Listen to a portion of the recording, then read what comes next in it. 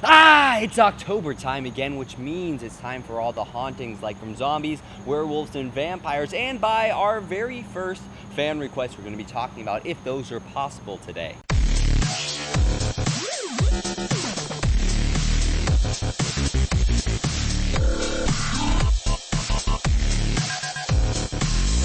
So today, I know we normally do some sort of a movie mixed in with the science of the show, but because there are so many different movies and TV shows to go along with vampires, werewolves, and zombies, we're not even going to talk about any one particular movie. There's not even going to be a movie section today. We're just going to be talking about if the three are possible. And because I'm a Walking Dead fan, we're going to go ahead and start off by talking about The Walking Dead. But first, the mythology of zombies, werewolves, and vampires all seems to come from some sort of virus or disease that is transferred through the bite. You become a zombie, a vampire, or a werewolf when bitten by another creature of that same condition. So we have to break down how viruses are spread, and we're going to go ahead and start with a zombie. Yes, they can be spread orally. They can also be spread through the air. So for biting, that looks good, but we're going to go ahead and talk about if that works for zombies. So when you're bitten by a zombie, the theory, at least in the Walking Dead universe, is that the rest of your brain is destroyed and the only thing that remains functioning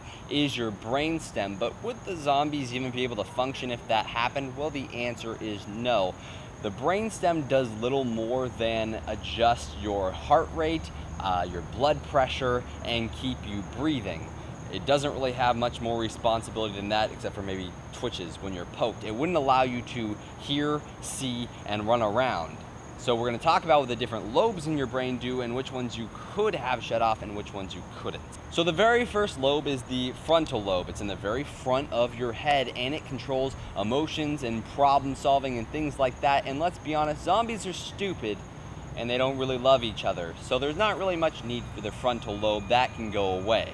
The next is the temporal lobe, which processes sound, memory, and speech, and for the most part you don't need that, but zombies can hear you, so they would need the temporal lobe at least partially intact. They don't need to remember anything or have the ability to speak in coherent sounds, but they do need to be able to hear you, according to The Walking Dead. Next is the parietal lobe, which processes both your stimuli, so eyes, ears, mouth, nose, being poked, your senses, and also it controls movement. And this lobe is actually very, very important to the theory.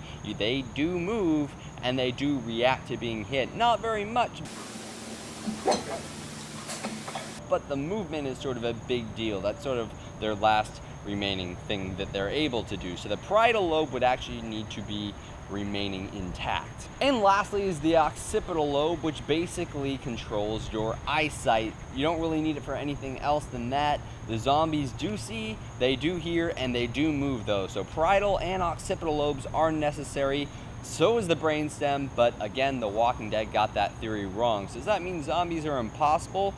Yeah, but let's say there was a way. There's a parasite in South America that gets eaten by snails and takes over their mind, makes them crawl to the top of a leaf so they'll get eaten by birds, where they reproduce inside the bird's stomach and then get pooped out to be eaten by snails and infest their brain again. So if we're talking about mind control is technically possible, and if a parasite got into us, controlled our minds, and then, say, duplicated inside our body, that could duplicate those sort of symptoms. However, you wouldn't spread that by being bitten, because parasites don't go in through the bloodstream. They go in orally and go into your small intestine or stomach or something like that. So that would ruin that part of the theory. So one way or another, the way that zombies are portrayed in Hollywood would not be possible. So let's go ahead and move on to vampires. Vampires also have the same concept, that if you're bitten by a vampire, you're going to turn into one. But what exactly would you have to catch in order to get the desire to consume blood? Well, the only thing we know that consumes blood is the vampire bat, and vampire bats drink blood because their small intestine is not big enough to process more complex forms of nutrition. So if they even eat insects, it doesn't spend enough time in the intestine to get nutrients from it, or from fruit, or things like that. So blood is very rich in nutrients and simple vitamins, vitamin A, vitamin C, things like that, as well as plasma, irons, and lipids, which are fats and fatty acids, which are also very, very important for your energy. So by drinking blood, it's a very nutrient-rich liquid that they can process in a quick amount of time and get lots of nutrients from them. So the only way that we would suddenly get the desire or need to consume blood is if our small intestine got damaged. And there are lots of different diseases that could technically damage your small intestine and make it shrink. More than likely you would just die before getting the desire to drink blood. But let's assume, just for the sake of the argument, that it could shrink it down, you'd stay alive.